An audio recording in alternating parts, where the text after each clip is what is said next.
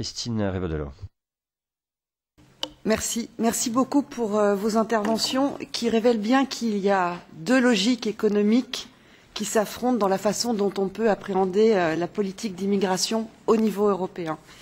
Il y a celle qui est privilégiée aujourd'hui par les États membres, où beaucoup de fonds sont mis sur la répression des réseaux de passeurs, évidemment, mais aussi la gestion policière des immigrés, les reconduites à la frontière. Ce sont des coûts économiques qui sont très importants et où finalement l'immigration est perçue comme pression, problème. Ce sont toujours les termes qui reviennent sur comment on aborde cette immigration. Et puis il y a l'autre façon, et je vous remercie beaucoup Monsieur Martin et Monsieur Vincentini pour vos présentations, où on démontre que l'immigration a une réelle valeur ajoutée économique.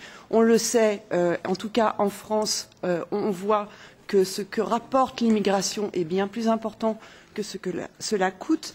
Et la question est que nous portons, nous tous, de demander une approche globale de l'immigration et faire en sorte que l'immigration légale, économique, soit abordée au niveau européen, a toute sa pertinence. Il faut arrêter avec le saucissonnage des cartes bleues pour les personnes qualifiées ou pas les personnes qualifiées. Moi, la question que je voudrais vous poser, c'est, Monsieur Vincentini, c'est par rapport au secteur d'emplois qui sont en recherche d'une certaine main-d'œuvre et qui n'est pas forcément qualifiée, c'est sur quoi il faut absolument pouvoir travailler. Donc ce sont des questions très importantes. Et également, vous avez parlé, Monsieur Martin, qu'il y aurait besoin de millions d'immigrés à terme, mais aujourd'hui et dans les années à venir, on sait que la courbe démographique fait que nous allons avoir besoin de ces immigrés, donc avoir des chiffres précis et qu'on sorte du fantasme du coût que représente l'immigration et au contraire le voir comme une valeur ajoutée économique puisque les questions économiques sont toujours les questions qui sont vues en priorité au niveau européen. Merci.